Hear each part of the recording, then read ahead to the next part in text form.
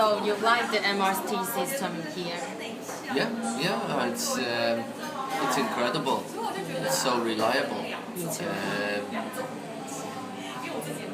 When I'm home in England, if I go for a train at a particular time and I miss that train, I know I've got to wait between 15 and 30 minutes for the next one. So whatever appointment I have, I could be late for it because I've missed the train that I was here. If I miss a train, there's another one 3 minutes later, so I'm never late for what I need to do.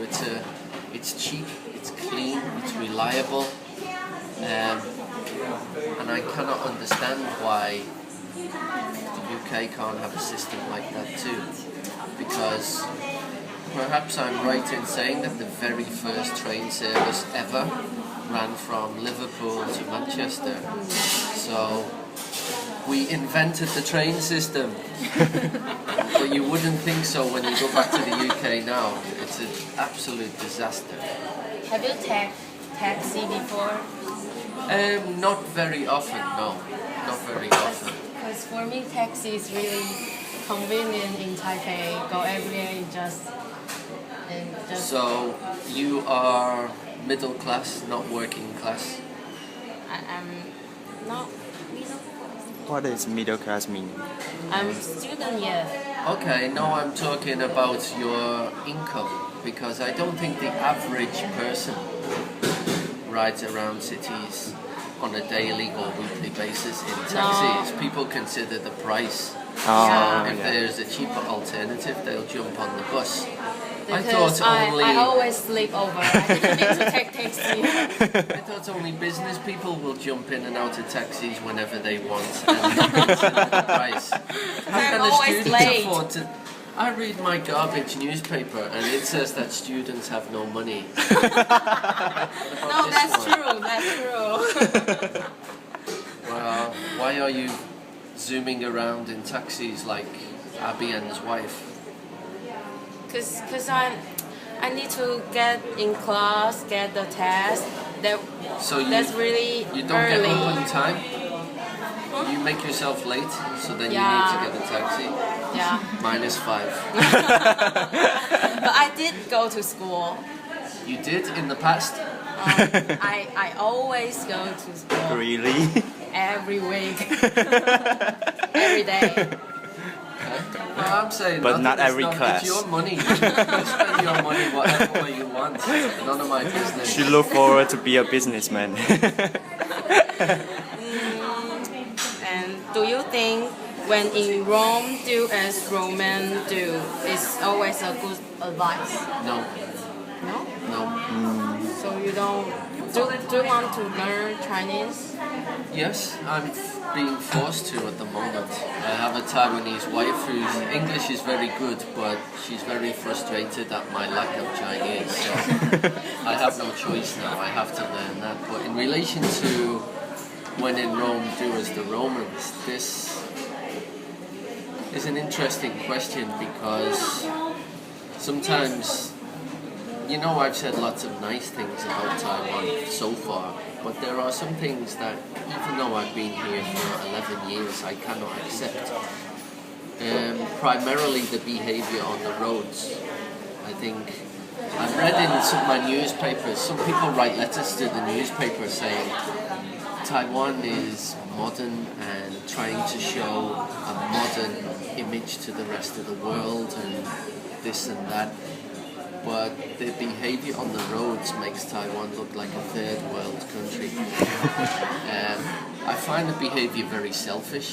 People don't follow the rules because the rules don't suit them at that moment. So they drive through red lights, they drive across zebra crossings where people are trying to cross. Stuff like that, even after 10 years, infuriates me. It's a total lack of respect for the people around you.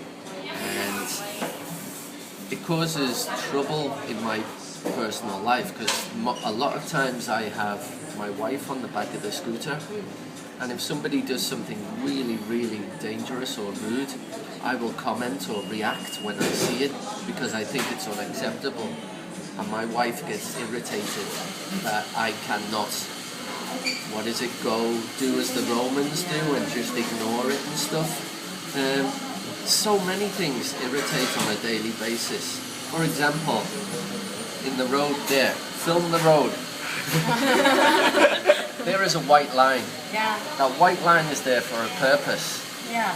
It's there for you to stop your vehicle there. So this space is clear. I will stop at the white line. I will stop at the white That car line was just trying to cross it. because from where I come from, I have been forced to follow the law. If you don't stop at the white line, you get yourself into trouble. The law dictates that. So I stop at the white line.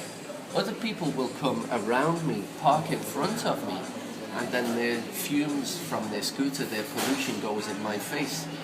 And just little rude things like that happen on a daily basis, so I don't agree with when in Rome, do what the Romans do. Not when you're asking me to cross over to ignorant and rude behavior. I just won't do it, even though it makes my life uncomfortable. It is kind of brave.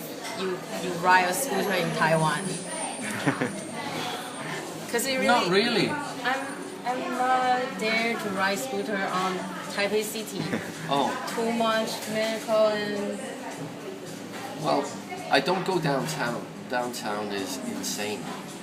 I stay in my local area, but it's a necessity for me. I need to go here, there, and everywhere. And if I have a car, the parking situation is a total nightmare. So I don't want that in my life. So a scooter is really convenient. But can I ask you a question? You guys have to answer me now. Okay. How come, particularly younger people who are meant to be more passionate and stuff, how come nobody challenges the average person on the street if their scooter is blowing out all the white smoke, the pollution? You know, occasionally you will see somebody sitting at the traffic light on a little 50cc. It's always the smaller scooters, and generally it's the older people that do it. And the scooter is old, and there's a big cloud of white pollution going out, which we all have to breathe in. But particularly younger children and stuff, I don't like the idea that these guys ride around, cause this pollution, and nobody ever challenges it. Why is that? I think it's a conventional opinion of what you ride a scooter. The air it's just like that. So no one will want to change it. And no Well, one number knows one, it's how. illegal, so you've got a right to No, challenge actually it's not illegal. If you pollute a lot of smoke from your vehicle, it's actually a law to ban it. it. Exactly. Yeah, but the You- police you have- is You not. have to get your scooter tested. Yeah. You can take a picture and send to police. I can? How Yes, about yes, you? yes. Yeah, I can. We can too. I know that. But I never ever see a local person. This environment belongs to everybody, but I never see a local person walking past, and as there's a cloud of smoke, say, "Hey, are you gonna fix that?" or make the person lose face or feel uncomfortable? Because if one person does it and another, that person might think twice about going out on that scooter until it's fixed. But if everybody kind of just looks the other way, how do we ever make this problem go away? That will probably be the problem you say previously. Like the older people are not so mannered. So if I say, "Hey, your car is smoking," Maybe like, you'll it's argue. not your business, or you might get punched. So it's a hopeless situation. We let them do what they want No, all no, the no. time. No, No. but But it's really a hard question Yeah. to change. Well, that particular attitude can be applied to many situations where something negative or bad is happening in society, and generally speaking, the young people don't want to get involved. Either they're not interested, they're apathetic, meaning disinterested and a little bit lazy or whatever. And nothing ever changes because people never push for change. Yeah. I think And if it's very frustrating. yeah, if I mean, I'm an old man, I've done my bit, you know. When I was young, I did my bit to try to...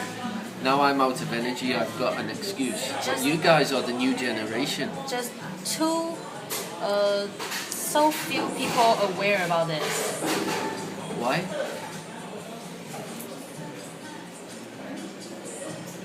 Because their focus is on iPods and hip-hop and whatever else that they cram into their life. Yeah, maybe it's not the issue that we were aware of. Yeah, that's a serious problem.